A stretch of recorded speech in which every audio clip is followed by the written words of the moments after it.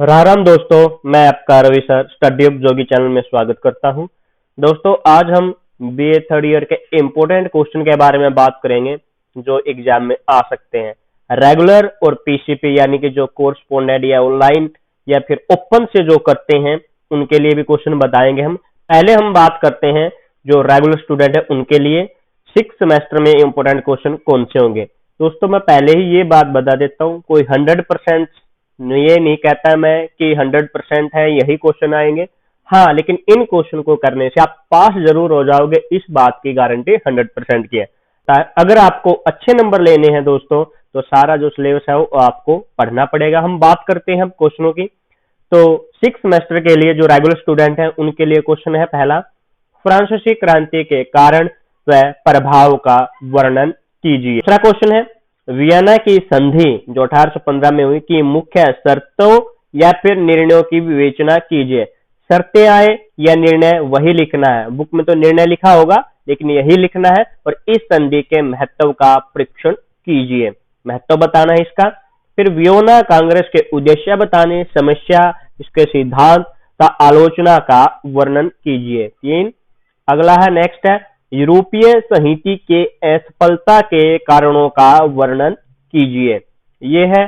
फिर है 1815 ईस्वी से 1848 ईस्वी तक का समय यूरोप के इतिहास में मैटरनिक युग के नाम से क्यों पुकारा जाता है। ये चौथा और पांचवा एक ही चैप्टर से है, तो दो तरीके से पूछ सकता हूँ, कितना कितना ये बताया गया है।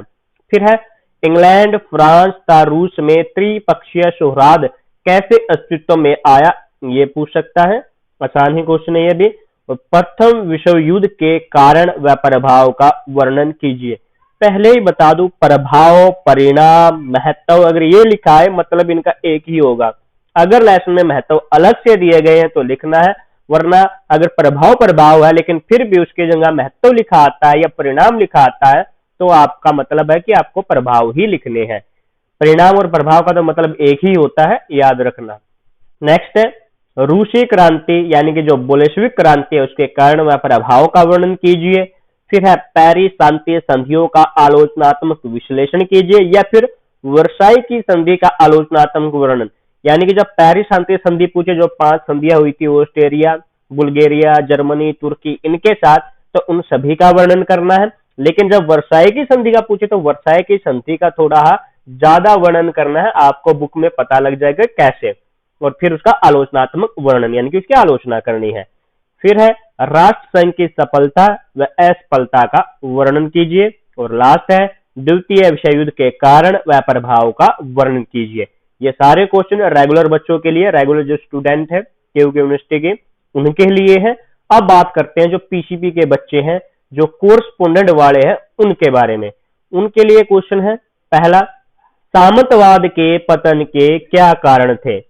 ये सेकंड है, पुनर्जागरण का क्या अर्थ है, उसके उदय के कारण व प्रभाव का वर्णन कीजिए।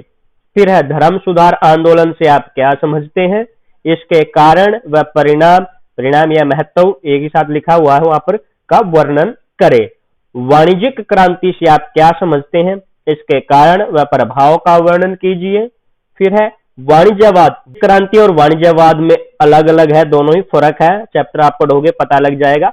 वाणिज्यवाद से आप क्या समझते हैं, इसके उद्देश्य, कारणों और मुख्य विशेषताओं का वर्णन करें। इंग्लैंड में गौरवपूर्ण क्रांति के कारण व प्रभाव तथा महत्व का वर्णन कीजिए। वैज्ञानिक क्रांति के कारण व प्रभाव का वर्णन कीजिए। फिर फ्रांसीसी क्रांति के कारण व प्रभाव का वर्णन कीजिए। फिर प्रथम विश्व युद्ध के कारण व प्रभाव का वर्णन कीजिए। फिर है, द्वितीय विश्व युद्ध के कारण व प्रभाव का वर्णन कीजिए। और फिर है, बोल्शेविक क्रांति यानी कि जो रूसी क्रांति के कारण व प्रभाव है उनका वर्णन कीजिए। और आपके लिए भी यही, पेरिस शांति संधियों का आलोचनात्मक विश्लेषण कीजिए या फिर वर्साई की संधि का आलोचनात्मक वर्णन। ये क्वेश्चन है भाई, पहले ही बता रहा हूं, अगर आपको पास होना है ये करें, लेकिन अच्छे नंबर लेने हैं तो आप अपना भाई जो सिलेबस पूरा हो वो करें।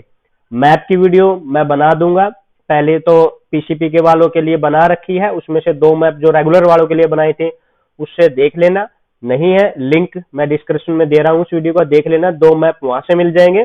और जल्द ही हम रेगुलर वालों के लिए जो बनाएंगे फर्स्ट और सेकंड वर्ल्ड वार के आप वहां से मैप को देख सकते हैं। 5 मैप होते टोटल, 4 मैप हम करते हैं हर बार, उनमें से आपको मिल जाएगा। आशा है वीडियो आपको अच्छी लगी होगी। वीडियो अच्छी लगी है तो प्लीज लाइक शेयर कमेंट करें और चैनल को सब्सक्राइब करना ना भूलें। धन्यवाद।